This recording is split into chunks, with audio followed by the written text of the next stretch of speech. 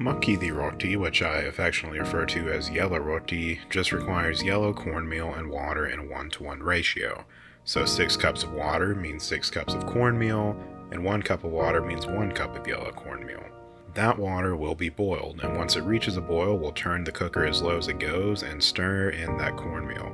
The reason we want the cooker on low is to maintain the heat while we're stirring, because the hotter the water, the more starch is released, and the more starch that's released, the more durable the dough and softer the roti.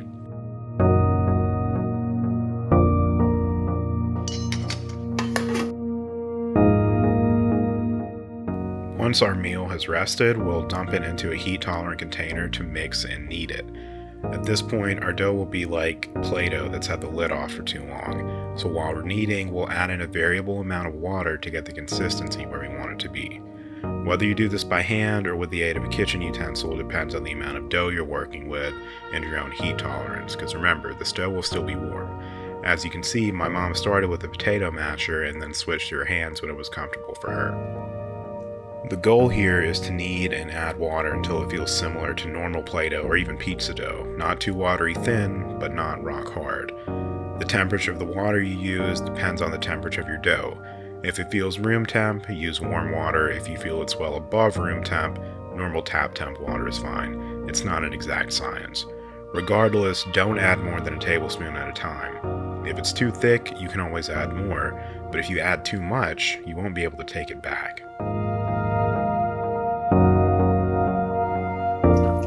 See that how it feels? Yeah. Just like the Play-Doh? Yeah, I was going to say it looks like Play-Doh. Yes. Okay, I'm gonna go ahead and pick it up. So do you know ahead of time how much water you're going to add while you're kneading it, or you just go based on? I feel based on the feeling, like how thick you want it. Because I like that thickness. Some people maybe like a little thinner than that. Yeah. All they have to do is like to sweat that and you don't do not too much water to it. Yeah. Otherwise it will get thin. So make sure the water is like nice warm when you do that. Yeah. Now that we're done kneading, we're going to roughly form it, and it helps to cover it with a wet squeezed paper towel so it retains moisture while we're making the rotis. The process of making them is basically grabbing the amount of dough you want for your size of roti, rolling it, and flattening it. My mom also has this tip. I just got some warm water here so it don't stick to my hands. Just gonna flatten as much as I can on my hand. By the way, 1 cup gets us 3 large rotis, but you could stretch it to make 4 smaller ones.